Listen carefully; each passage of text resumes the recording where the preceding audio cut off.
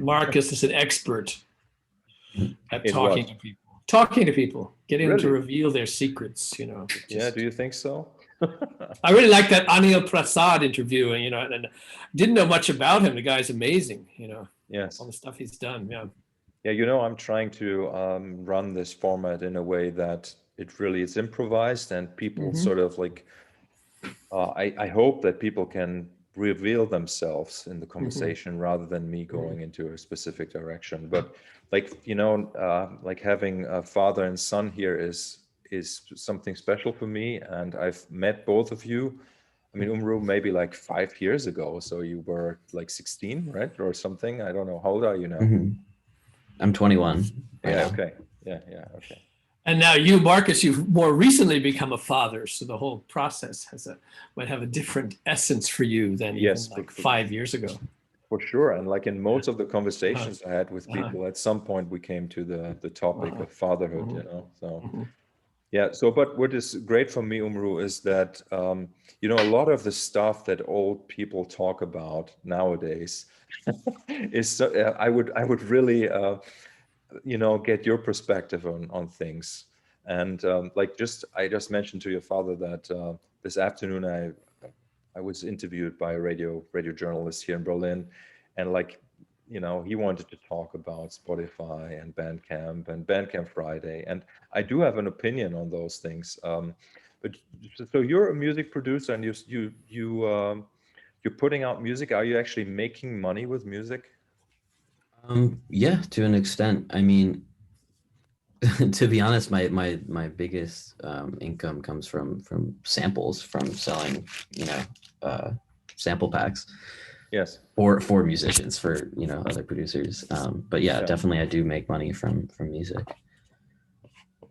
Yeah, there you go. So this is something like I know, like some guys that I work with, they also do the same. They sell sample packs, and they're sort of successful with that, or even library music, right?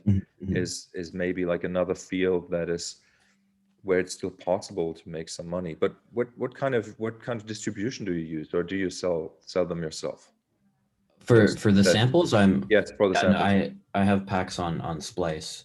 So I both have packs on the Splice platform, and I also am the intern there, a paid intern right now, part-time. Okay. So I do like internal stuff there too, but like I have 2 packs kind of under my name on there, and it's just a platform where you pay per month and you get a certain number of sample downloads per month, and it's super easy for people to use. So like it's very popular, or at least my sounds somehow keep getting, like, consistently new people keep downloading them on there, and so it's kind of like that makes me more money than music streaming. Yeah, for sure. And what's the model there for payments? Like, how do they pay you? What is the key? How do they decide how much you get? They pay a very small amount per download, similar to streams, but it's like the user pays per month and just gets a certain amount of sounds, but like they pay each artist just by like the amount of downloads that each sound got. It's per sound. You don't have to. You're not selling a whole pack. You're selling individual sounds, or you can sell the whole pack. But yeah, like and Splice, the idea is that Splice kind of wants to be. Correct me if I'm wrong. Sort of like Netflix for sounds. You subscribe, and then once you subscribe, they need more and more content. And that's why Umru and I have been able to work on 3 packs together. Of nature-based sounds, and I would also say more money is made from those than actual recorded music. And these are samples and loops based on the kind of sounds I use in my own music, but I would never use these samples. I would never use them because I would use long experiences with these sounds. I wouldn't cut and paste them, but I like hearing what you can do with that, and making these samples would have been impossible without Umru's help, and regularizing everything and turning them into the kind of sound that starts out as a wail and ends up something that an electronic producer would want. And so it's interesting to see this whole thing develop. Like I wouldn't have expected it. Yeah, it's interesting. 10 years ago. Yeah, I think what's happening is that a lot of people who used to be just music consumers also start making music, and that's obvious, then there is a market for people to get like pre-produced content, right? I mean, it is something that Brian Eno predicted, in his book, which was just reissued, Year with Swollen Appendices, that he wrote years ago. He said, in the future, people are going to get music. It's not going to be static. It's going to be changing. And I think sample packs are sort of like that. It's like music that you then make. He didn't quite see it like that, but it really, you can see how that happened, that the ease of what used to be mysterious producing music is now something people can do on their phones, on computers, and they want to make it out of material. And you load up the samples in these packs, everything's in time. So it sounds good, especially if you've never done it before. Like, wow, it sounds great. Wow, I've made a song. Yeah, it's definitely very accessible, but it's also like no one is doing that and not listening to normal music that they like. It's not like a replacement at all, but it's definitely like, it's very easy for people to just have stuff to work with and start out with. And Splice is not just a sample marketplace. It also, they have plugins that instead of paying for $200 synth that you might not want to buy, you can pay like $5 a month, and then it seems like nothing, and then you have that synth, rent it and that kind of stuff. And there's definitely lots of other things like that where it's a little bit like you could say you have like a gaming platform which would be your Ableton Live, and then you have Splice that gives you content or gives you like new levels to play with, right? In a way, it's a little bit like that. Yeah, and you think like older sample packs were expensive. They were for film composers and professionals, and the fact if it was super expensive meant it was really serious. And the idea of Splice is it's for everybody because it's cheap. You could afford it. Interesting. That sounds interesting to me. I had not heard of it before. And they're also kind of trying to expand into, like, that's obviously a huge market for samples, is like film, post-production and scoring and stuff. And they're trying to get more into that, like licensing for movie scoring, and also, like sound effects because most kind of like film sound effect type people like already have their libraries that they use for everything. And like Splice is trying to market to them more now recently beyond just musicians. Every company wants to expand. They find some way to make money in this age when content seems endlessly free. So everyone wants to take over. Like, I can imagine Splice in 10 years be doing things we can't quite predict, future things. Yeah, because it's the same kind of thing as Netflix, where it's like you can get every movie for free online. It's just like what the service they're giving you is like convenience and ease, and it's like, oh, it's not that much money, and it's so easy to get these samples, and you have them everywhere. And it's legal, right? Yeah, but like in terms of like, it's not like someone can't just download the pack and then give it to their friends. It's very easy to do that. It's just a matter of like, oh, it's so much easier to just use this thing, and it's kind of cheap. Yeah. But do you think people like the fact that they're subscribing and paying, or would they, if they found a way not to pay and get it all for free, would the customer be happier?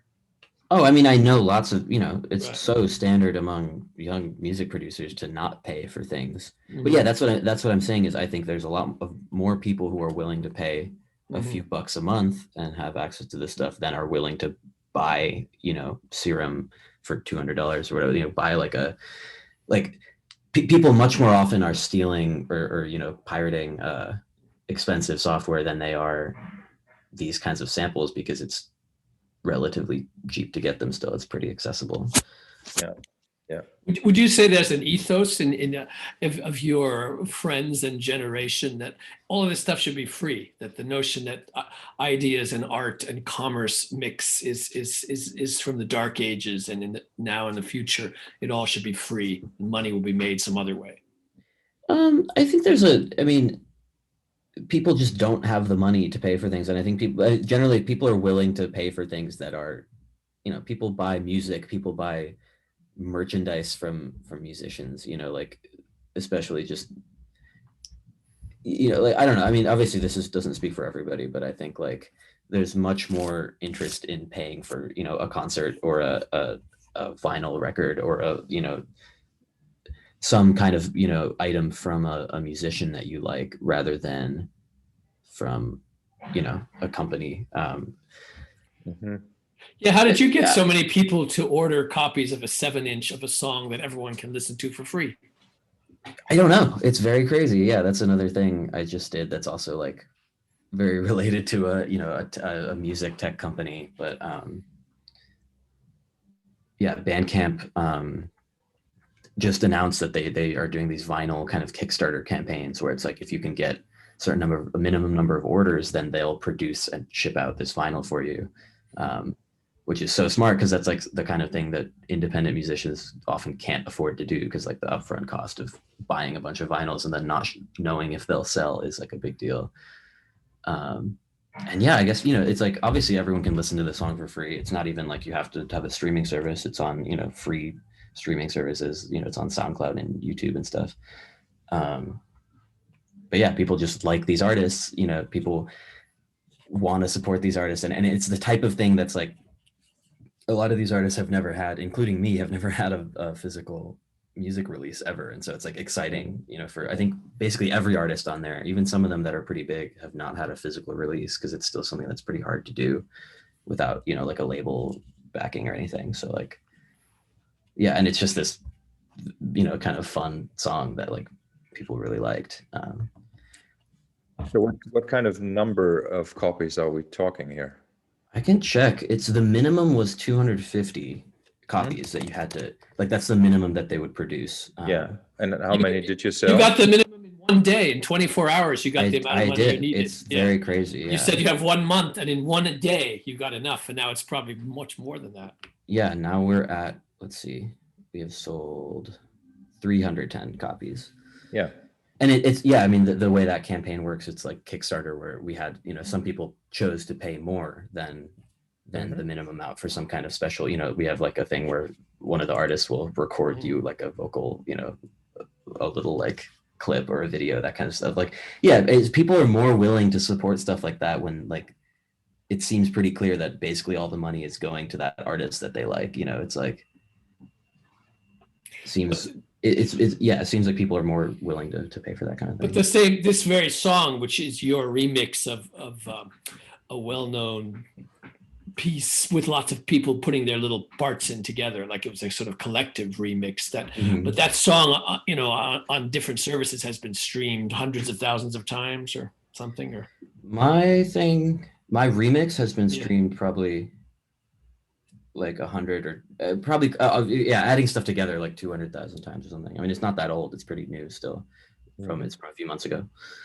But the original song is also it's from last year, and that one has the song that I remixed. Probably has like close to 1 million streams. I'm not honestly not even sure. It's like all this stuff is like kids, like people like the kids today literally who would have thunk it wasn't making music like a year or two ago. It's very crazy. So but Umru, you're basically saying that like what I have been saying about older people, right? People still want to buy a physical copy and they want to support the artist rather than pay for product, right? And if they feel like there's like some sort of like emotional connection, let's say, or like they have certain emotions towards the artist, then they actually want to support them and actually pay a little extra, even, like as you said.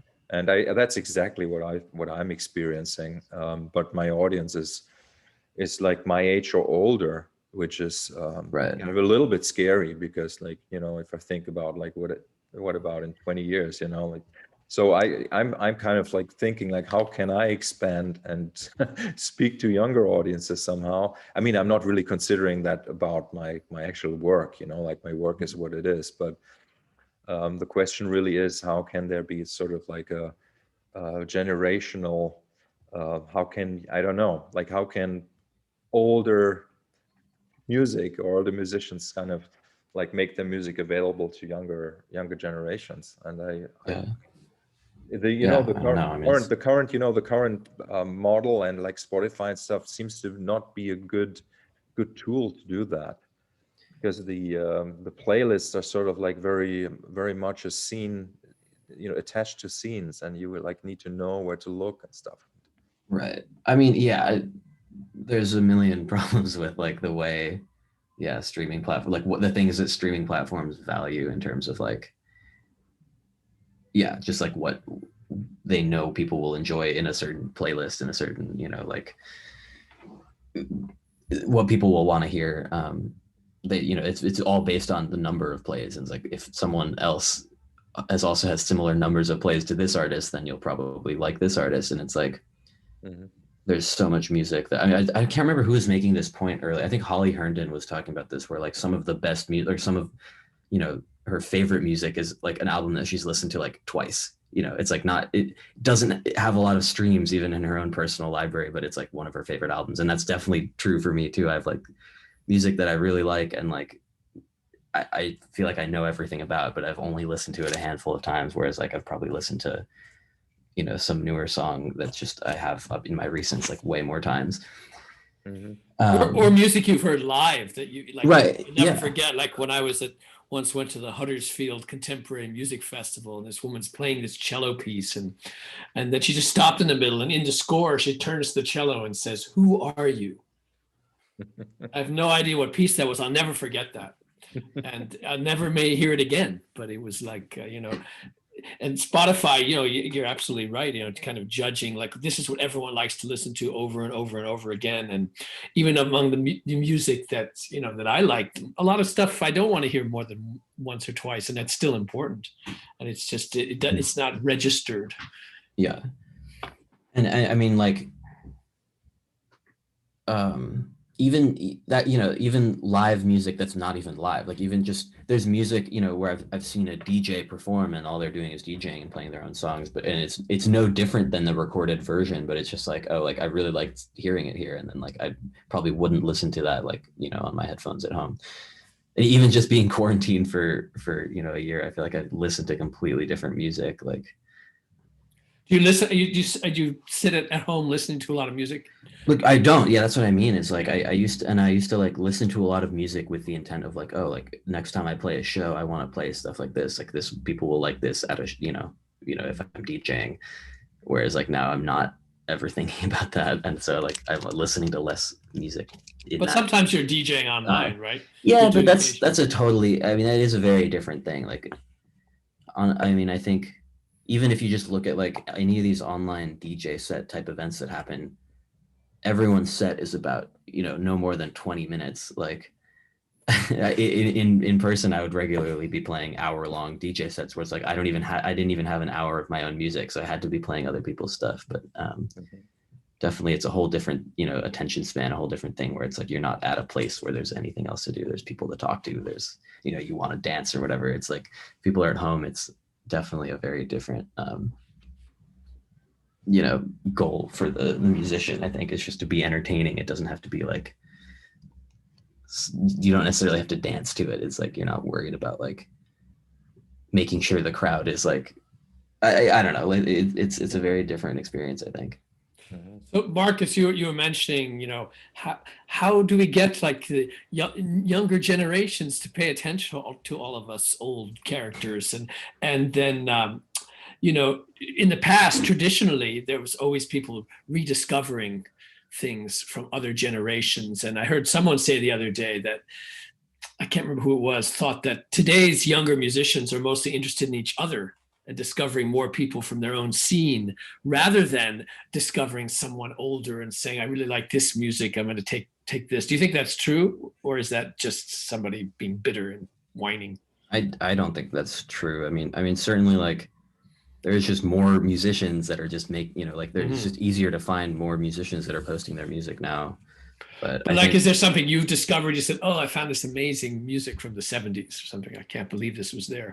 Yeah, I think personally, probably not enough. Like there's definitely not as many just like points of access to any like old music, unless it's someone telling me about it. But isn't it just all up there? You can find anything. Yeah, of course, but it's not, you know, I wouldn't come across it unless almost all, like the only way I've really found any, you know, older music is from people telling me about it. And I definitely, that happens a lot. Like I mean, the same goes for new music though. Like most new music that I end up liking is from someone showing it to me. Like rather than, I don't listen to a lot of Spotify playlists or a lot. And how do they show it to you? Like just someone, you know, someone is sending you a message about it, or yeah, I mean, just my friends. do you read any like, writers or like, music review websites or something? Say there's always something here. I definitely don't. There's a few places where I do that. Maybe like one website that I could think of right now, but there's definitely just people who are like my friends who either I follow or I talk to, and like always, listening to interesting music. So what's the site you would go to? What's the one site? I don't know. Like, I feel like I don't know if this is really true because I'm not always looking there, but like there's a site AQNB. Okay. Yeah. That's like pretty, small, and I've done an interview there and stuff too. But like they just definitely have a very consistently like interesting taste in music that they talk about, and like it's always something that like I listen and then I save it and I listen to it again. Most like large music sites will write about basically all new music that's coming out. I like not all music, but all, there's not that much variety, I feel like, on like any major thing, because like obviously they have to talk about anything that's going on. It's when it's just like a smaller independent site, they'll talk about whatever they want to. It's not just about like what is the most popular, again, like clickable thing that they have to write about. I'm finding some places, I'm surprised by the wide range of what they pick up on. Like when the New York Times picks like 10 songs for the week, some of them are things only released on Bandcamp. Some of them are by teenagers. Some of them are from major labels. They just mix up. I think they've been actively trying to show that like, all this is from wherever. And some of the stuff they talk about isn't released by anybody. It's just on SoundCloud. I guess I'm not looking at. I mean, that is what I was surprised by when NPR did their kind of big end of the year 2020 thing, and they talked about my song, that's not on a label or whatever, and definitely a lot of other songs that were just I think that the media wants to say like, look, we know music's in all kinds of places and we want to go find it. We want to tell our readers and listeners that you can find music in odd places. When I'm teaching music classes, I'm always amazed that the students still complain and say, the radio is so boring. All the same stuff is on the radio. Like, why are you listening to that? You could listen to so much else. You could listen to any radio station from anywhere in the world at any time. You don't have to listen to what you think is boring. There's something else right around the corner. It's right next to what you. I definitely don't know anybody that listens to the radio. Who are these people? They're students. Yeah. Obviously, if it's like on and you hear it somewhere. People who drive in cars listen to the radio, and often the most boring stations. Although actually, the only person I can think of who regularly listens to the radio, in my experience, is Dylan Brady from 100 Gex, which completely blew up over the last year in this sort of scene that I'm in. And beyond that scene, honestly, like it's became like exactly like it was in the New York Times and everything. But yeah, he literally anytime I was in his car, he wouldn't play anything off his phone. He would just put on the radio, like the most regular radio station, and listen to what is the most popular. And why do you think he was doing that? He was like, these are all hit songs. These are great. He just liked it. He's like, and I think that's a major theme, like in terms of like, at least, I know I'm in a sort of bubble of like people that already kind of like pop music and want their music to be popular, but yet they're very underground. But I think like in general now there's among like young musicians, there's way less kind of disdain for like the mainstream or like selling out or like, that seems like that's like we're kind of past that point where that's like a problem. I think even for like very underground kind of alternative experimental musicians, it's like there's less of a hatred for the what's on the radio, like the mainstream pop music. Like I don't know, people just don't you know of it's good. Like, aren't there some bands, perhaps even 100 Gex, that pretend to be independent but actually are on a big label, and they try and hide that fact because of their ambivalence about selling out? I would say there's more people that are just like, check it out, I got signed. I know that. I mean, they did for a while. They got signed and just they didn't announce anything until they released an album. But there's always been like even just entire labels that kind of don't have a public presence, just or sub labels that are just like, these artists, look, we kind of just promote them as bedroom pop type like stuff. And I think in that sort of genre, it's more of a thing like artists who are making more like specifically that title bedroom pop. I think there's a lot of artists who have this image of being very, low budget and are actually signed to big labels, whereas I think like other areas, I think it's less of a, I don't know, like just people I know that got signed recently will just be like, yeah, check it out, I got signed. Like, isn't that crazy? The big labels are being run out of bedrooms, so just bigger bedrooms as the offices are closed down. I think when I was 21, all of my friends, we all wanted to get signed, but we were like obscure jazz musicians who wanted to get signed to obscure jazz labels. Right. But we still were impressed by the people that were on those labels, and we did have a certain disdain for pop music, but many people from that world then became successful pop musicians after a while because right. they just like people needed to do something, and some of them were very disdainful of the same music they ended up doing like 10, 20 years later, which is interesting. Yeah, so I wonder if there's still like the emotional attachment to sound, to songs, to music. If that has changed, like the way that is, because like one of the main aspects that I found, at least in my world, for people to really, to really love something was that they had to discover it themselves. And like the recommendation engines, let's say, that are everywhere now, and that may be a website, or that may be the New York Times or the Spotify algorithm, right? They sort of like don't really have that vibe of, I have discovered it. It's always like somebody's presenting it to me, and I don't know, but I could imagine that that's one of the reasons why there's less emotional attachment to the artist, actually. What if a friend told you about it? Would that count as you discovering it yourself, or not? No. You'd have to find it. How would you do the discovery? By finding the record by the music hitting my eardrum, right? Like, and that's what the radio did in the 80s to me. Like I was so the radio, you found it on the radio. It was the radio, yeah, back then. So that's why if like playlists would actually play random tracks from Spotify, within Spotify. I don't know if that exists. That would be great. Well, there's a website that specifically plays Spotify songs that have 0 streams. I forget what it's called. Excellent idea. The problem is there is a lot of terrible, because so much music gets uploaded to Spotify. It's generally the ones with 0 streams are usually not good, but it's very interesting to check out. Yeah, so that's that's a good Spotify thing. themselves doesn't. They should have a button that randomly plays a song. Yeah. Yeah. I mean, but the thing is, like, the radio was never random. It's being curated by someone, and they're playing music. It's the same. It's also a recommendation engine as much as Spotify, but it wasn't necessarily based on, like Spotify is so based on stream numbers because that's the main statistic they have, and everything is based around that, and that's like, yeah, it's definitely. I understand, but that's not the point I was making. The point was that it was possible to hear something that was kind of like, because also obviously I was younger, I was in my teens, right? So, and hearing music then sort of not random, I know, like curated, but I was able to just discover something. So that's why probably going to a party where, there's a DJ playing interesting music would be kind of like the equivalent nowadays, probably. So Marcus, what were you listening to when you were like 21 years old? Crimson. That was like the age I discovered King Crimson, when I was 20, I think.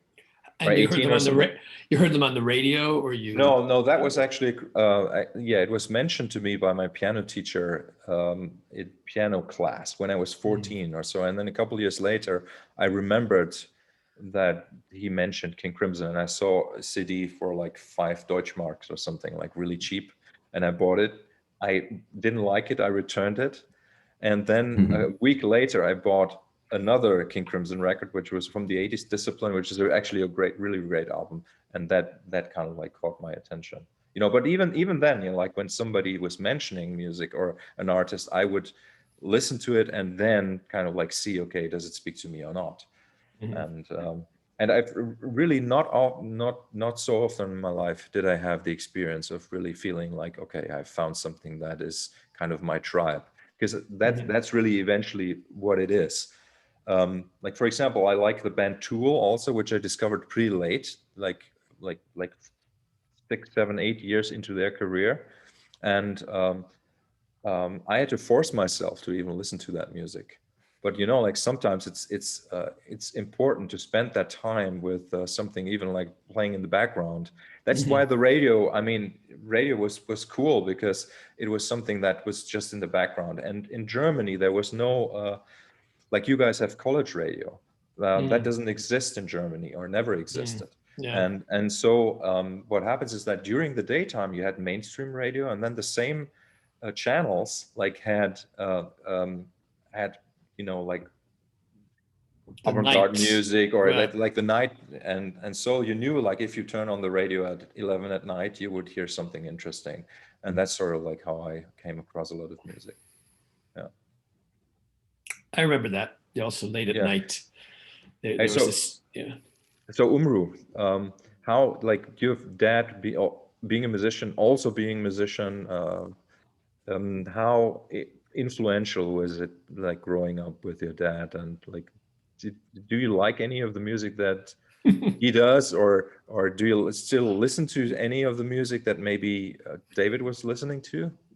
I think so. Yeah. No, I mean, definitely. Obviously, it's very influential, and like when I was like a little kid, we would like made, you know, things that we put out, even, you know, that said there was like both of us, and I don't, you know, obviously like I had Ableton just off of his old computer and stuff. And yeah, no, the first songs, I mean, I've been using iTunes since I had a device that could listen to music, and I have that same library still, and so sometimes I will just shuffle it, and like all the first music I had was directly from his library of music, and it's like not even necessarily artists that I got into especially, but it's like certain songs that I just, you know, like knew then, and I would, as a kid, I would definitely just listen to these random songs like so often because, you know, I had heard them, you know. And then they're like, there was just 2 songs that you would fall asleep to that I had to sing. True, yeah, you'd sing like Tom Waits songs. Yeah, no, not only just 2 very specific songs. Right. One was "Come On Up to the House," Tom Waits. You know, the moon is broken, the sky is cracked. Come on up to the house. And the other was the song from "Oh Brother, Where Art Thou?" You know, go to sleep, you little baby. Oh, right, yeah. That was it. Nothing else could be done. Nothing else was allowed. And they're both great songs that are unusual. So Umru, in your music productions, do any of these initial experiences with music and like the emotions, do they play a role when you're making musical decisions? I'm sure they do. I mean, I don't necessarily consciously think about it, but obviously I'm sure, you know, all of this stuff had an effect. I think I like, yeah, I don't know. I'm sure they do. Yeah. No, I'm curious also because you mentioned the, you know, splice before and producing samples for them. So what is there, well, if at all, is there a difference between producing a sample and a song? I mean, like where's the line for you? When I made my like packs that are out under my name, I completely just went through my own project files and just exported any sound that was kind of original and that I had made, you know, during making that song. I don't think I made a single sample like just for the pack in terms of like just sitting down and making like drum sample. I mean, sometimes I would do that, I guess, but most of it was just taken out of my own kind of sessions. So that was very much just like reusing, you know, stuff that I had made for a certain purpose. Because usually when I'm making any kinds of new sounds, it's because I want to use it for a certain, you know, purpose in a song, rather than like just sitting down and making a bunch of sounds and not knowing how I'd use them. Like I don't usually like just make presets or files just for no reason. Yeah. I'm definitely always making them in the context of like a piece of music, but definitely since like being, you know, doing this internship at Splice, which I've been doing for about a year or more than a year now, a year and a half, you know, for that, I'm constantly just making samples that are being used for samples. Or, I mean, usually like the main stuff I've been doing is processing recordings. Like someone will have recorded a bunch of stuff, but they're not a producer and they don't know how to, you know, turn it into usable stuff. So that, you know, and I'd be like creating melody loops and drum loops out of, specific recordings and sounds. So that was definitely kind of a new thing to learn after I had already put out a bunch of sample packs, where it was like I wasn't making a full song out of it. I just like had to stop at the most basic idea and then do another one. And what was the process like working with your dad on sample packs? I think it was just really fun because it was like, I mean, a lot of these sounds I just already knew of and had already heard my whole life. These recordings that just have been around, it's not like all the recordings were made for the packs, but it's, obviously it was super fun just because it's like, I have a pretty good understanding, I think, of, those sounds and how he's used them and how, just kind of like the philosophy behind like, why is this interesting? Like, why is a bug, an insect's like the specific rhythm of this interesting? And then I'm also like definitely now very, embedded in like classic, like, music production, like things that like a modern, just a beat maker would like, and what's like the basic kinds of sounds that anyone wants to have more of. Like everyone wants to have another snare drum and an 808 kick drum, like stuff like that. Is like, it was very fun to combine that stuff with like super different source material from what any other producer is using as source material. That's what I think is so fun, because I don't know anything about that, like how to make an 808 or snare out of a B, but it's really fun to collaborate in that way, and to listen to these sounds transformed. And I'm also very interested in what the aesthetic similarities and differences are between how we would do things, like a certain kind of distortion I would never use, but it's a big part of the the sound in a lot of music that Umru is part of, certain kinds of digital distortion. And so they'll take these whales and turn them into that. They already have it in there. That's something you could push more of, if you wanted to. And so it's really kind of fun to see how that happened. And on the other hand, I did, I dug up those two pieces today because I was thinking like there's some kind of aesthetic connection actually where we sometimes share. Like I thought of that one piece, Umru named Linkrot. I don't know why it's called that, although I think he once told me. And that when I listened to it, it's like, I really like this. It has some kind of just overall emotion and quality and shape. And then I realized it reminded me of this song from my first album that sounds totally different, but it has something similar. So I just dug that up. That one isn't online. And so I sent it to you both so you could think like, Yeah, I'd never heard that before. I mean, I listened to it when you emailed it. I think I see what you're talking about. Yeah, like it's a very like textural, I think. Even though, that's what I was like most interested in. Is it in? I don't even know how in 1991 you were doing like what? Where are those drum sounds coming from? Yeah, basically it came from a box that I bought and used in this and returned because I didn't like it, and it was a Yamaha very strange synthesizer with 4 sounds you combine, similar to the way this Roland works. 4 sounds make every sound, but the Yamaha version, most of the sounds were like organs and pianos and horns, but a few of them were weird things, like a little bit of drum and flute and things. And I mixed sort of my own and made the weirdest thing I could do with this device. And then I said, I just don't know what to do with this. I'll bring it back. And just today I was trying to look what it was called. I couldn't find it. I was looking through the list of all the Yamaha products from that year. SY50 maybe. It was something like that. I was looking on the SY page. SY50. So you're on the same page. I was going down the SYs. Which SY was it? Yeah, if anyone would know, Marcus would know. So, but then this kind of thing became so much more standard as to the way people make sounds. Now it's like these things. It's become much more familiar. So that and then I just played. When I was making things, then I would just play live, one take, and record it on a DAT. That would be it. No computer. Making that record it's interesting how difficult it was compared to today. Even working on the cover, scanning the cover image, which was a collage my brother made, cost like $500, and it came the wrong size, and we couldn't resize it. We had to put this black border on the cover because it would cost too much to scan it again. Like what?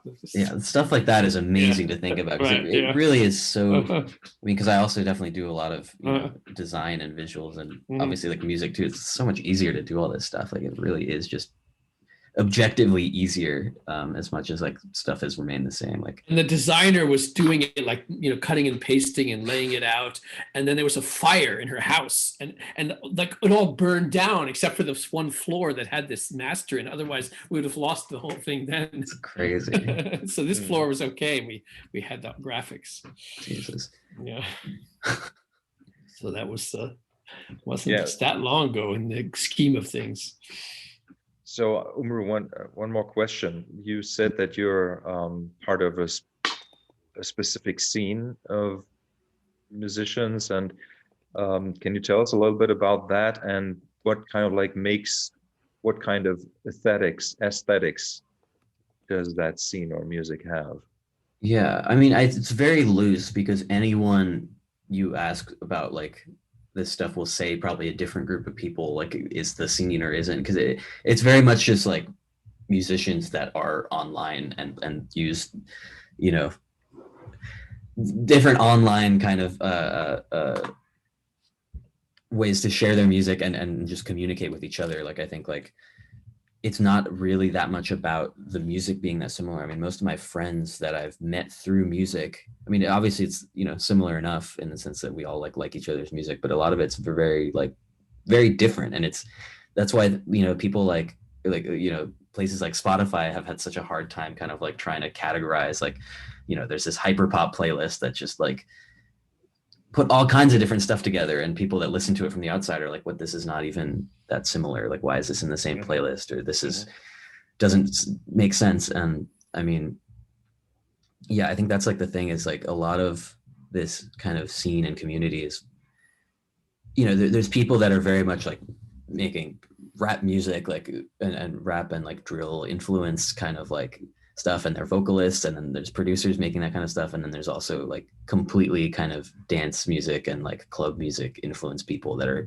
they're all friends and they're all like working together, and then there's much more kind of like pop music and yeah, I know that there's so many different things that are like I don't even know how to describe like the music, but definitely the sense of community comes from kind of like these are people that kind of grew up making friends online through different music scenes online, and there's just more and more like kind of communication between different groups of people. Like I'm always finding like, oh, here's this like kind of scene, here's this like style of or a group of artists that are all working together, and like I had never heard of them before, but now I'd like will follow one on Twitter, and then like I'll start talking to all of them and maybe make a song or something, and it's like very it's based more around that, like the kind of communication and just like communities and like, yeah, I mean, and now just during quarantine, there's so many of these online music events, and like that's something we were doing before quarantine, even just because like everyone was all around the world, but definitely it just became this huge thing during quarantine to have these parties, and then people that like people will perform at these events, online, and that I'd never heard of, and then I'll just like follow them or see, like, yeah, a lot of it is just about like, yeah, being friends more than it being like a specific musical aesthetic. But definitely like the people closest to me and like the, PC music label and like people I work with the most, there's definitely a strong kind of influence of like pop music, like wanting things to be, using the aspects of pop music that are the best. Like why, looking at like, why do these songs get so huge, and like, and like liking that rather than like there's no sense of like, oh, this thing is too cheesy, or this is too like it's been done too much, or it's too like obvious to do. It's like, why not, let's just do it, and but then do something else different, like, oh, like having this like industrial like club music beat, but then having cute pop melody vocal over it or something. Like it's a lot of like, yeah, like less restraint in terms of like, I think compared to a lot of experimental music where it's like there's a very specific set of sounds and kind of palettes that certain like genres and scenes of like experimental and alternative music will use, whereas like a lot of the people I know and work with are just like, anything is fair game, like let's just do this and try it, and not worry about stuff seeming like inauthentic or stuff seeming like cheesy. Like, why not? Let's just go for it. So would you say pop music is more open than like specialized genres? Pop music is open to everything, or? Well, I mean, pop music in terms of what is popular, obviously there's always a very small amount of music that's popular, but definitely like what is pop music and what is played on the radio changes very quickly, and it's not one cohesive genre, because like the biggest pop songs are like DaBaby and like, these like rap songs, or these like Jersey Club like remixes that like blew up on TikTok or anywhere, or like Vine earlier on, and like those became big songs that were played on the radio, and that's happening more and more. I don't know, I don't think pop as a genre, because like I don't think that necessarily exists that much, just because like through all of the history of pop music being a word, like it used to be much more rock influenced, or it used to be much more disco influenced, and now it happens to be a lot of rap music and but definitely the music that we make, we and me and my friends, we definitely like to just say, oh, this is pop music because we'd like it to be pop music, and definitely we're influenced by stuff that is just super popular, and we're not kind of like, there's a lot less of the kind of snobbiness, I think, of like a lot of underground music where it's like, this has to be alternative and different from what's mainstream. More it's like just trying to be mainstream and just building on top of that and seeing like how far can we push that, how far can we like push what is mainstream, Because I find your music, I mean, what I've heard of it, still to be quite experimental.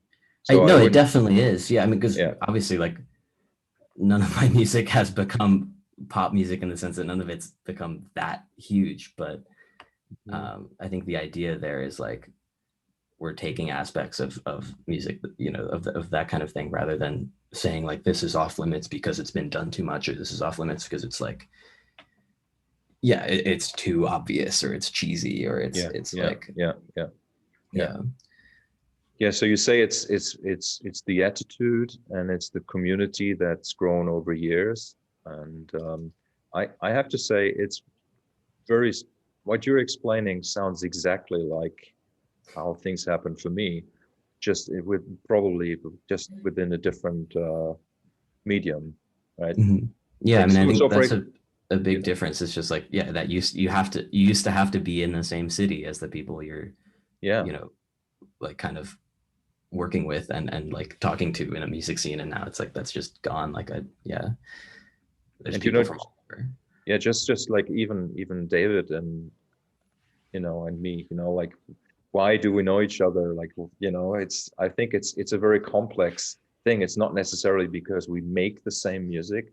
It's because we like the same sort of outlook on life somehow, like being an artist in the field of music. And like, it doesn't really matter what genre David, produces or what I produce. There's something we have in common, and has nothing to do with the genre. So I totally understand what you're saying. But it does have to do with friends and people. Like it's through Robert Uriendahl that we met, because Robert it brings people together, and I've sent people to him. He's connected me to people because he likes to collaborate, and it's this, for me, collaboration is where I've made the most interesting music, and especially now when we're stuck alone, I'm doing more collaboration than ever with people I don't get to see, because I know that left to my own devices, I don't think my own ideas are interesting enough. Like I come up with better ideas together with other people. But I'm interested though in a lot of what you're saying, Umru, about whether a scene is open to things or trying to distance itself and say, we don't like that. And I certainly remember a lot of, time in my life distancing what I liked from the mainstream. And I would wonder whether it was because I wanted to be different, or I just honestly liked different things. Right. I just liked something that was a little different, or did I really want to be different? And actually, I'm not sure, looking back, what the story was. Some people I know wanted to be consummate jazz musicians, learn every jazz standard, learn exactly how to play them, all the chord progressions. And I kind of didn't want to do that. I liked, but I liked other musicians who had this real artistry by following their own paths, and kind of wanted to learn from them. When I was 18 to study with this group, Oregon, they were teaching at the Naropa Institute, with Ralph Towner and Paul McCandless and Glenn Moore. And I still play with Glenn Moore sometimes now, even though he's almost 80 years old, raising horses on the Mexican border in Arizona. You still try and play with him, and it's really interesting to see. And that was a group that was friends, and they had this way of playing together. They're all idiosyncratic, all those musicians, and they were much better together than apart. They sort of by chance found each other, and it could make something. I think that's very much the same as, basically all the musicians I know and work with. And the biggest difference is it's just like, there's just new ways to, you don't have to travel. You don't have to leave your bedroom to meet those people and collaborate and work on stuff. It's like, there's just so many new opportunities to find, some musician that you're going to connect with like that. Is it different collaborating when everyone's like a producer rather than playing a different instrument? Yeah, I think so. I mean, it's definitely I very often get flagged as oh, I'm the producer that's good at making the crazy sounds or good at making the drums, versus someone else is much better at writing melodies, that kind of thing. But at the same time, I think everyone does kind of learn to do everything. Even, I work with a lot of vocalists, but very few of the vocalists I know are just vocalists and, certainly no one is I need my, vocal engineer, or I need to go to a studio to record. Everyone knows how to do everything, and everyone just out of necessity. I think if you're, everyone's just kind of able to at least competent to do everything, even if their main thing is being a vocalist. They'll fill in the gaps where needed, I think. And everyone's at some point experimented with whatever, even if that's not what they're that good at, or it's not what they do publicly. Mm-hmm. Even just in terms of genres, it's I'll know some musician for a certain style of music, and then I'll work with them and they'll be oh, why don't I do this? And it's a completely different style of music that I wouldn't imagine they'd want to make or something. Or just finding out that this person that makes, is a vocalist now, used to just produce dubstep and is very skilled at these very specific types of sounds or something. There's just endless stuff like that where it's yeah.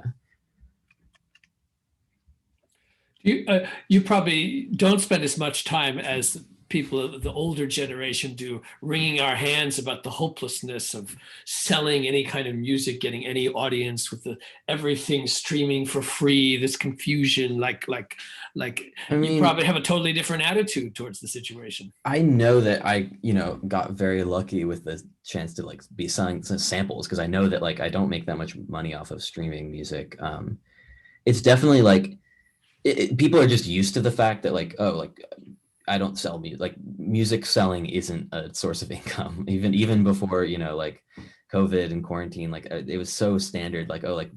This does not make me a lot of money. Maybe if I go DJ and if I get big enough to do a tour or something, that will make me money. Or if I sell t-shirts, it'll make me a little bit of money. But it seems so normal to everyone that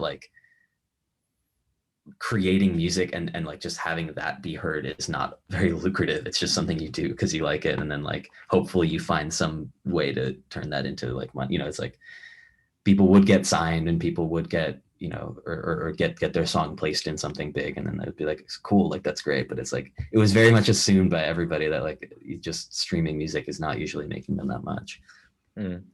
Or obviously selling it, no one's even selling it really. It's all but even speaking of it in that way is speaking of a language that 10, 15 years ago nobody would even say. Right. Streaming didn't exist, and so people still imagined you can make music and that the audience will pay for it that. Right. But then again, it's not so many years that's been done, maybe 100 years of selling records, and maybe it was just a phase in human civilization. And now, but also I think now a lot of the people who previously would, they'd have a guitar and they'd try and write music on their guitar, or they would sing and write songs, but they would never think of recording it because they think they're not good enough, or because they can't afford to go record it or have someone work on it with them. Now those people are just able to make the music and record it with free software, or have their friend somewhere in a different part of the world mix it or produce it. And So there's just more people also, and those are the same people who like previously wouldn't even think about selling music probably if that wasn't. Yeah, that has to be a good thing that everybody. Yeah, for sure. You know, however good anyone is, the fact that you can do it gets everyone more interested in the production of music. But it definitely raises a lot of questions for those who want to, you know, work and earn a living as a musician, or and especially at a time when nobody can perform or travel, and we're stuck here, and you know. But then, Marcus, you've been traveling so many years. You're thinking like maybe enough already. You're looking for the future. Yeah. No, it's certainly been good for me to be home, but at the same time, just having the prospect of never going, you know, to travel again, which I know it's not going to be the case, but you know, if you get in a kind of depressive mood, you know, it's another thought, right? And I think you know, like this idea that young people don't even have that dream anymore to make a living as a. Well, people still do. It's more like people don't assume that they're gonna sell. Yeah, I know, and I mean that's like some other thing is gonna maybe happen that'll, you know, some artist will want them to produce their songs, some big artist or something. Like it's like yeah. I think that's the way it should. That's the way it should even be, because it's never been easy to make money in the music business, and it's always been like the deal was always bad for the actual creator of the music. So. And you know, that's why, I mean, a lot of people want to talk to me about the current situation, and like I spoke to Anil Prasad a couple of weeks ago, and like, you know, Spotify was a big, like for me personally, it's not really an issue. It's kind of like a non-issue even for me, because I'm not interested in discussing this so much. I'd rather, you know, work on something that's a solution on my end. And there I'm completely with you, Umru, that there's other ways, right? There's maybe, like, you know, people that, you know, were musicians, they start making, they become YouTubers, you know, and suddenly they become famous for sharing their secrets, let's say, and they don't become famous for their music, but for the tools that they share and stuff. Right. I mean, at the same time, I think there's no reason that there shouldn't be a streaming service, because like people obviously like to pay for streaming services because they're convenient. There's no reason there shouldn't be something like that also just pays people more. Like, of course, like they should pay people more. Yeah. I just mean like more like musicians now are so used to the fact that stuff doesn't pay. You know, I started my Bandcamp subscription about 5 years ago or 4 years ago, and it's great because like I get like between 50 and 90 euro per person per year, and they can stream my stuff, only my stuff. So that means like of that money that, you know, they would pay like $120, let's say, to Spotify, and have access to like every single artist, let's say. But here they only have access to my stuff, and they pay almost as much. And it's how many people say, do you have many people who say, all the music I need comes from Marcus, I don't need these other people, Marcus does it all? It's I don't know. It's even possible that there's somebody who would say that. I wonder. I bet there is. But I think that's not the point. I think the point is that people have that awareness nowadays, and I think that's a great thing. No, and I think it's been building a lot. Like, I mean, just Bandcamp, it's just, at least among young people, you know, I know Bandcamp is just very, like, obviously it's been around for a while, but it's very recently become just huge during quarantine and COVID, just because like they started doing this thing with the day where they just take 0%, and suddenly like everyone was putting stuff on Bandcamp, and everyone was recommending like, here's all these artists you should check out on Bandcamp. Like it was a big kind of resurgence, because I remember I had a Bandcamp page like very early on when I started making music at all, and obviously didn't sell anything. And then I sort of forgot about it because it was just like, oh, like, yeah, no one wants to pay this much money for music when it's on a streaming service. But like there's definitely been at least among people my age, like a resurgence of like, oh, if I have some extra money, like I would love to support this artist for it, especially if I know that like they're getting all of it. It's definitely like become a bigger thing to kind of like, oh, like, yeah, here's a concrete way that I know that I can support this artist and they'll get all the money. And people like to do that if they can afford it. Exactly. Yeah. And yeah, there's a lot of other stuff like that too. I mean, like Patreon is something I know a lot of musicians do, especially if they have like kind of producer type followers, like followers that also make music that can kind of give away files and give away stuff on, that's like a monthly subscription, and people like are willing to pay for that. Yeah, I checked that out, and I have to say I was a little bit shocked about the percentage that they take.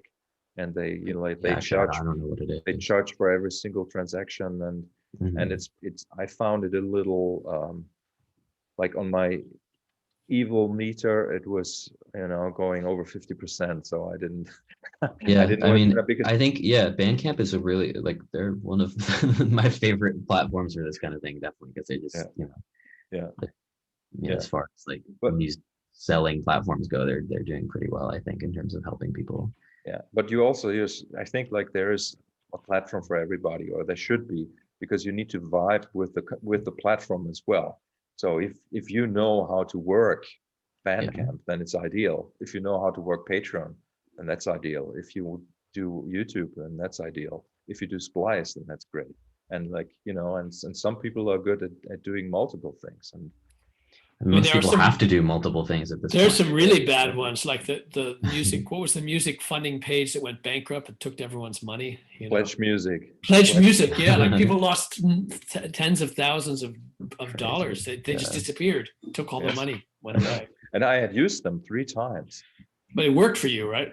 It worked at that point. But then once I learned that actual, like, I can't remember which one of the big 3 had bought into the company, then I knew that was like, that's like, oh, that's so fucking evil, you know. It's like pimping out beggars, you know. That's what they do, like these crowdfunding services, you know.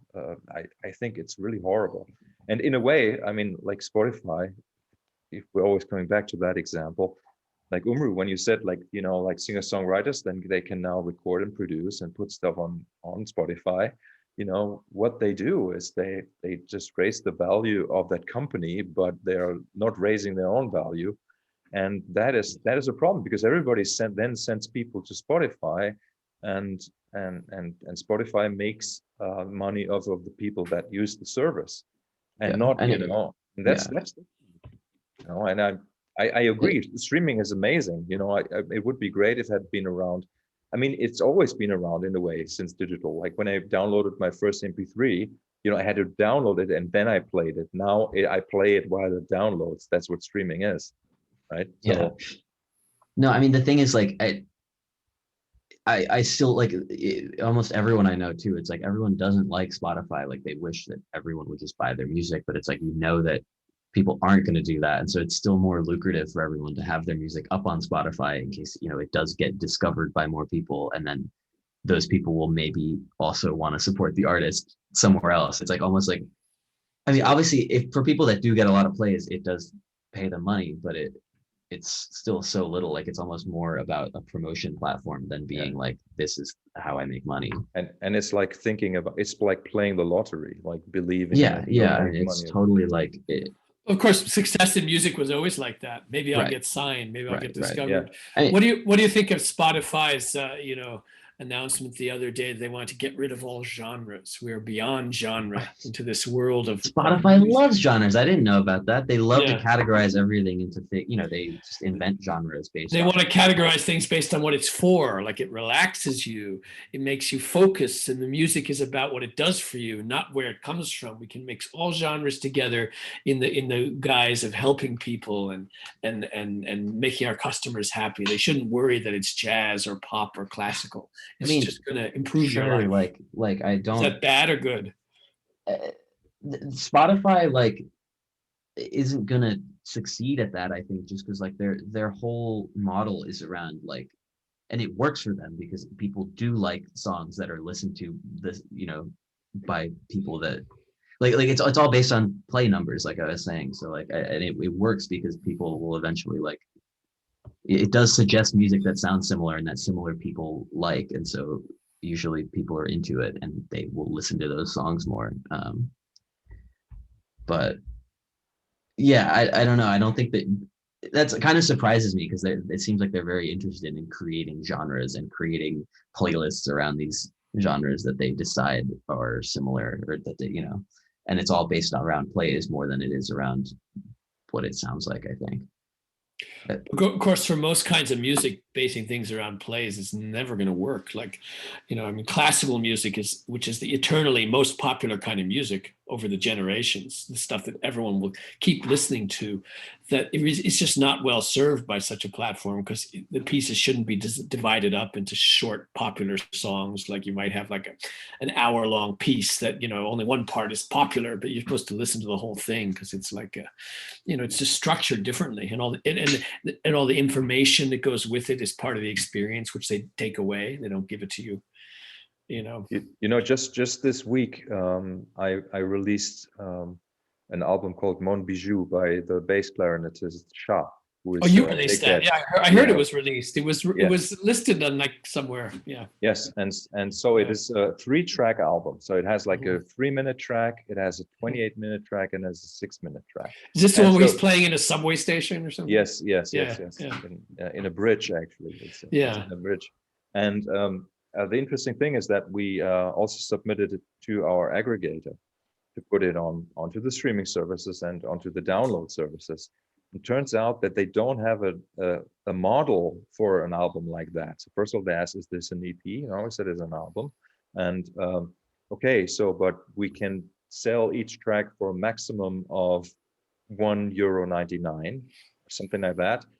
So that means the album has to be cheaper than 3 times 1.99. So, and they said, so, and the price class we have here is €3.79. But I discussed with Nick Berge that we want at least €7 for the album, right? So we said, okay, we can do it. So only put it out on streaming services. And then they actually got back to us, which is strange, and offered us like an exception. They made an exception that they'll put that up for €7, and it's crazy. Like some sort of content is like just I have albums that are 60 minutes. It's just one track, 60 minutes. Yeah, they don't like that. They'll send you notes. Can you please can you make the track shorter? We can't charge too much for these long tracks. Yeah, but it's sort of horrible that like when they initially set this up, that they didn't even think about this. They didn't think about it. Yeah. I mean, there's a kind of CD it can be a continuous piece, could be many tracks and plays as one. Yeah.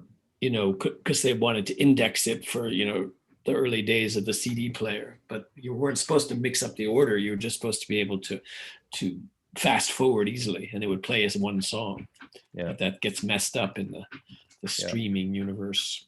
Yeah. But so somehow I heard about that, and I listened to it and said, he's always up to cool stuff. Yeah, it's a great album. It's his first real solo album. Yeah. And there was one that was a duet with you, very conceptual, that I have some early version of. Yeah, we were cutting and pasting things. And yeah.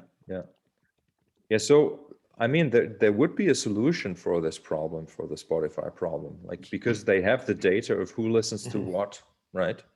And so if they would simply just divide up the money that a listener spends, like the subscription money, and divide that up to the artist they are actually listening to. If they would do that, I think it would be fairer, and I think people would, just like the musicians, would accept the service, and it wouldn't create this whole bubble of complaints, right? Yeah, I think it might evolve in that direction. I'm always always surprised how bad their recommendations are when they're trying to suggest things, and with all the data they have on what I listen to, they should be much smarter. They should know a lot more, and I think that they could easily be better with the same data just by thinking more seriously through it. Yeah. So Umru, do you have any like future vision for what you do, or what you want to do, or about music in general, or is there anything you dream of?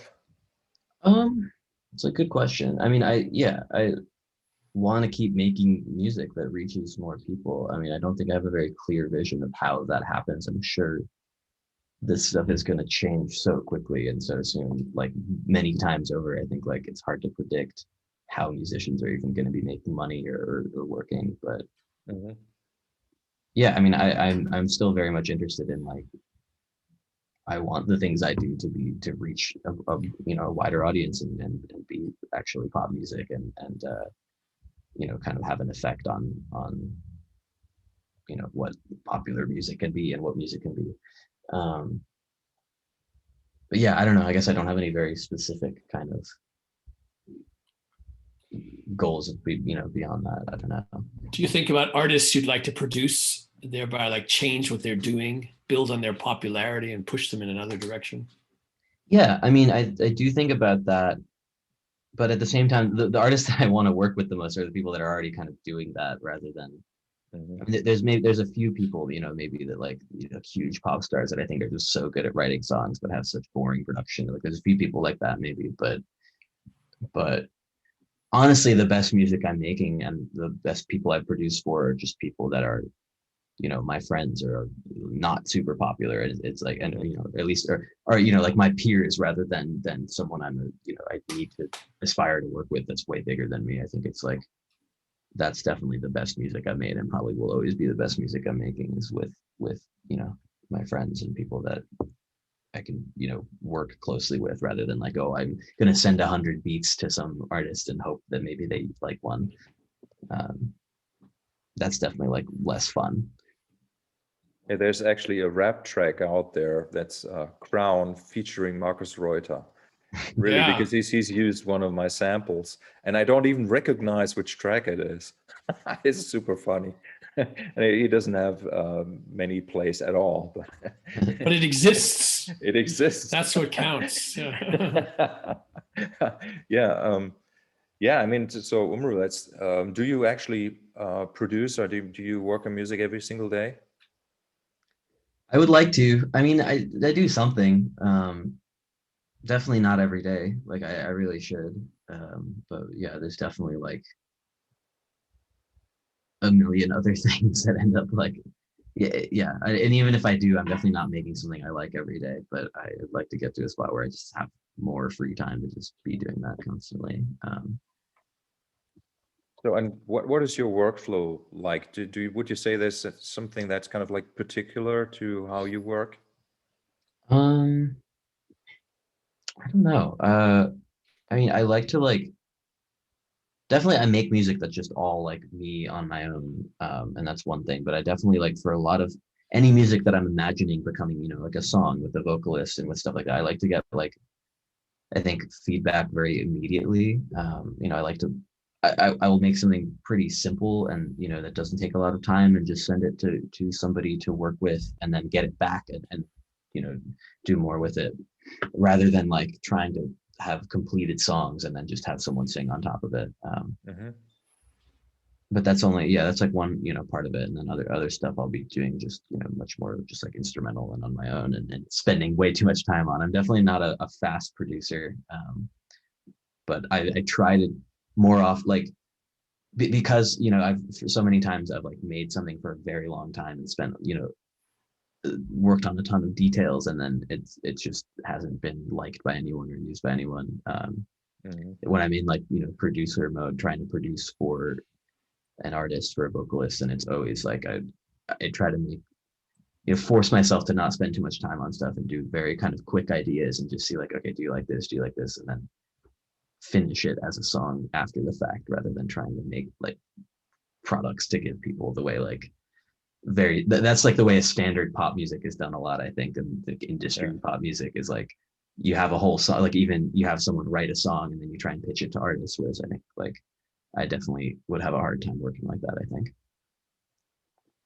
Do you would you say that you have a very strong opinion about what's right and what's wrong, or are you just generally more open? I think I'm like, yeah, open, definitely. I think I mean, I have a strong sense of what I like and what I think sounds like me. I think I have like, there's definitely a lot of stuff where it's like, if I work on something and I even if it sounds good, but I feel like it doesn't sound like me, I'm not satisfied. Which sometimes is a bad thing, you know. Sometimes I get too caught up in that. But definitely like, I have a sense of that, like a pretty strong sense of just like what I think fits and works together. But definitely in terms of like, yeah, definitely, I'm still very open to the ways in which I do that or create that. You know, I'm not doing the same thing every time. And what's that noise? Helicopter? Yeah. It's a helicopter being zoomed in and out with echo cancellation. That's good. Hey, so David, what about your future in music? My future ideas, yeah, it's a good question. I think for me, I'm constantly looking for ways to combine the different stuff that I do in new forms, because I feel it's not done as well as it could be. And like, how do you write about music? How do you connect the words, thinking about the sound to the sound? How do you connect to the natural world? Should it be in books, in films, live concerts out in the wilderness? I definitely miss real live events. And over the past few years, I started thinking like, boy, these products are on the way out. Like, music has to be in person with people. Let's just create events we can't quite explain, like all these Nightingale things that turned out to be very successful and moving for people. And it took all these different forms. I kind of like to do more of that, but I also believe there's going to be new forms, new ways music will be bought and sold. That this isn't like the end of it. It's just endless streaming, and then artists appealing, help support me get this thing that you don't really need because you already have the music. Like, it's going to change things we haven't quite predicted yet. I'm not sure what those things are, but I feel like I'm hunting for these new ways to put it all together. I'm not sure what the answer will be. I've liked working on these films, but I would also like them to reach more people and also be more, whenever it's surprising and involves more different perspectives, it seems to be better.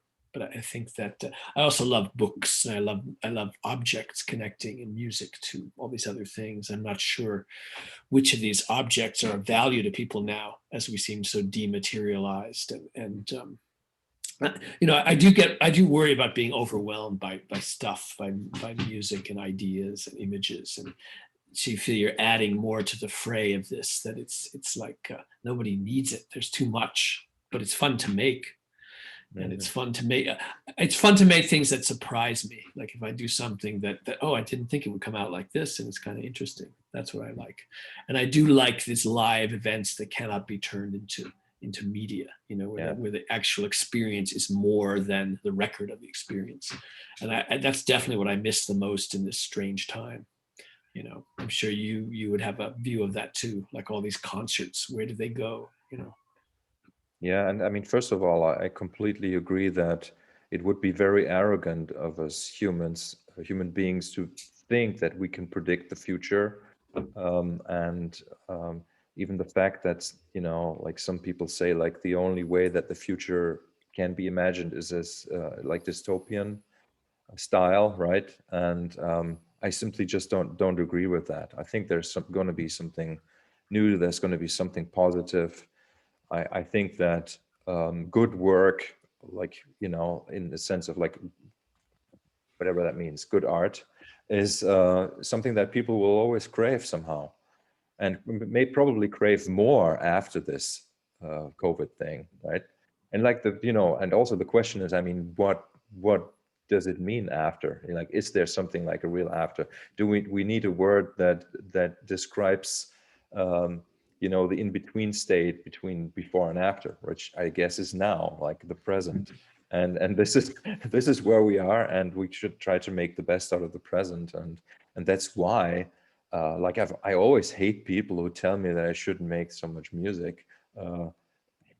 It's ridiculous, like people always, that's always a weak critique. It just means you're doing more. The people complaining are always in a weaker position than those doing the thing being complained about. Like, I'm doing it, you might not like it, but I am doing this thing. And so you don't complain that I'm doing.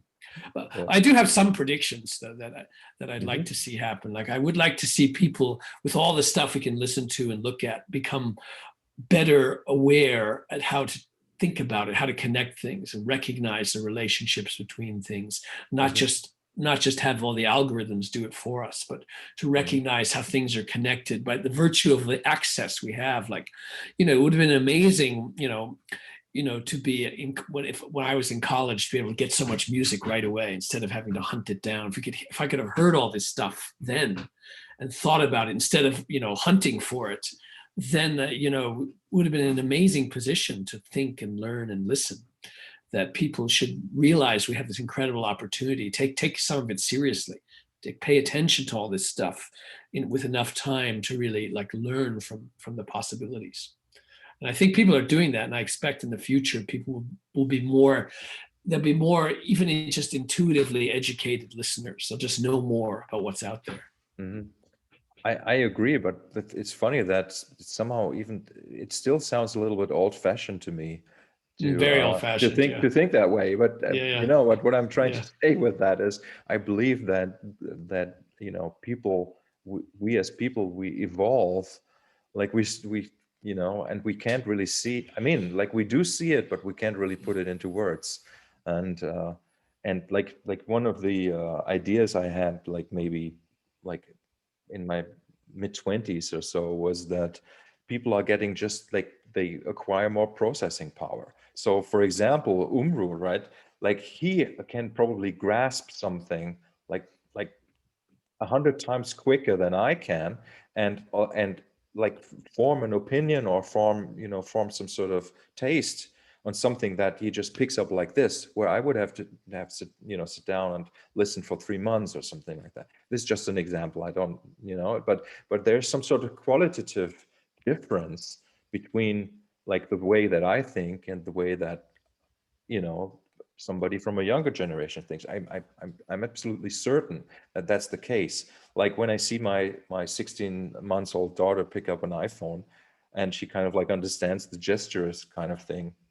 Looks like it's as if it's all the collective conscious is already injected into the younger beings somehow, and that's why I'm sort of, even though I completely agree with you, David, that education, right, would in how to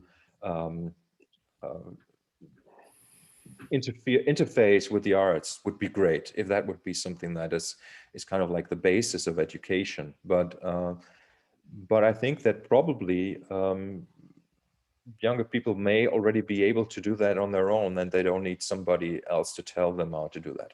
I mean, that's something what I would hope would be the case. Mm-hmm. Yeah, I'm not saying to tell people how to do it, but just that be open enough to to think, learn however you learn, to how do you assess something you've never heard before, and take it in, be open to it. I would say some people are open, some are less open. They could be old or young, depending on their attitude. And people can open up. People can change their mind by simply giving it time. Like the fact that you might take 3 months to figure something out, to form an opinion, is a good thing. It shows attention to the phenomenon that maybe someone else would be impatient. My parents, my mother in particular, she hated country music, and my brother was always into it. My mother would liked all kinds of music. She's very passionate about the arts, but she didn't take this stuff seriously. And my brother kept telling her, "Mom, why don't you listen to it? Spend some time listening to this music, and you would appreciate there's some depth in there."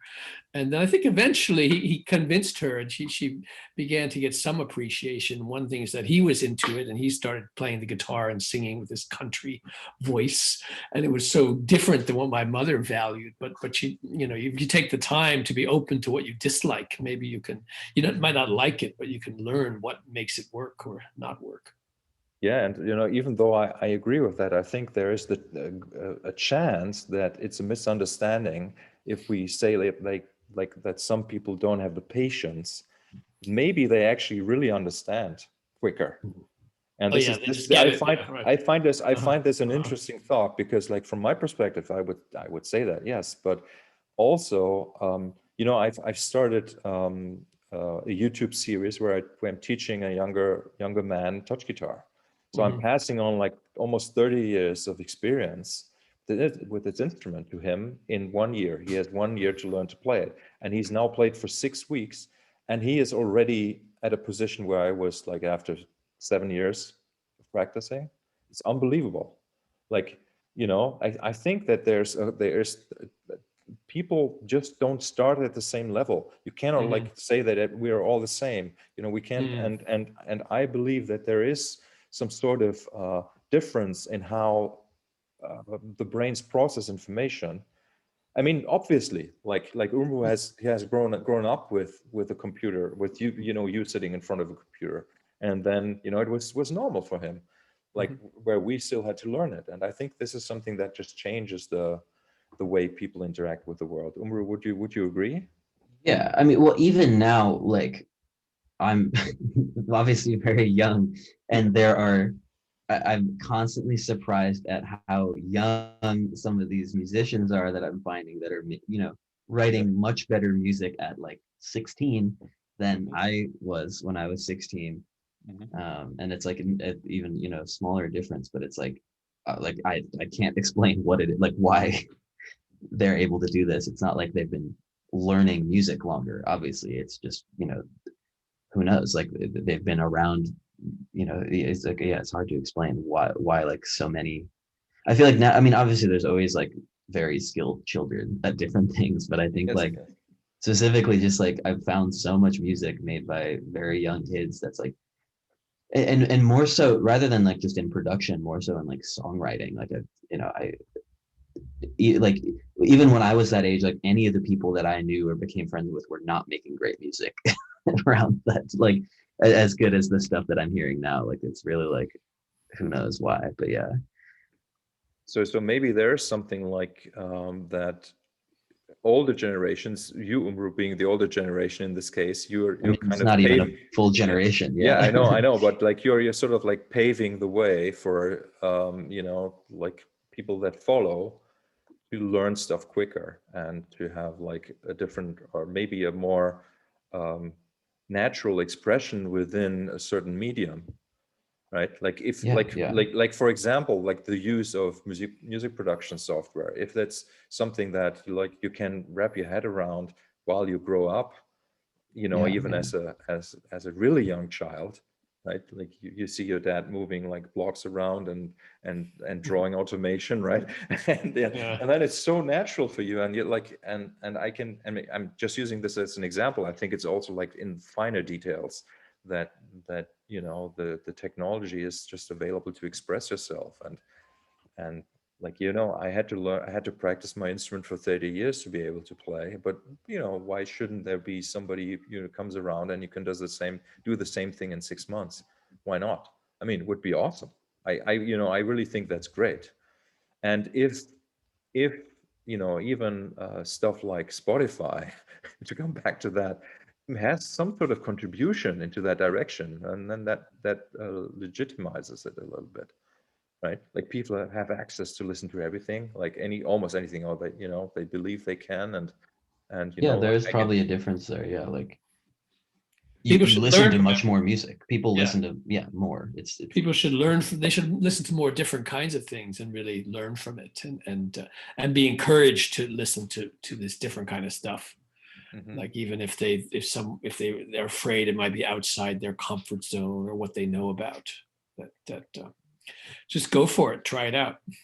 Yeah, I mean, I think even compared to me, even though I did listen to, I feel like a fair amount of very different music. Like again, I've heard of kids that are like, they're just really into like stuff I would never expect, like stuff that's not new, like and it's like, I don't know how these people found this music, because it's like even me, like I had the internet and I had like music files, but I know I listened to the same things over and over again in my iTunes, rather than like someone just having Spotify as a kid probably listened to a lot more different music, maybe less times, but it's definitely different even a few years apart. Like I know that I grew up listening to the same files I had downloaded over and over and over, rather than, even though I had access to stuff like YouTube and like free stuff online, it was different than it is now. It's like so easy to find. The children of streaming, the streaming children.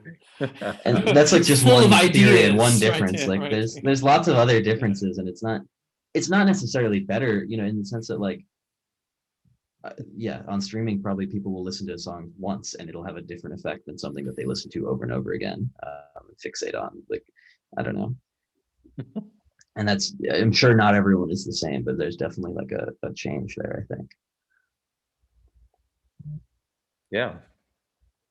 Okay, guys, I think we've talked for more than 90 minutes. That's it's impressive. You kept us going.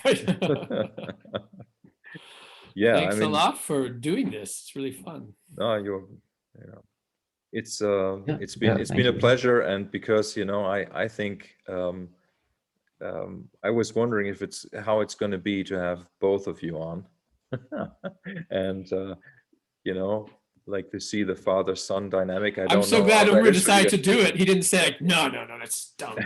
Come on. What am I going to say? What am I going to talk about? It's going to be good.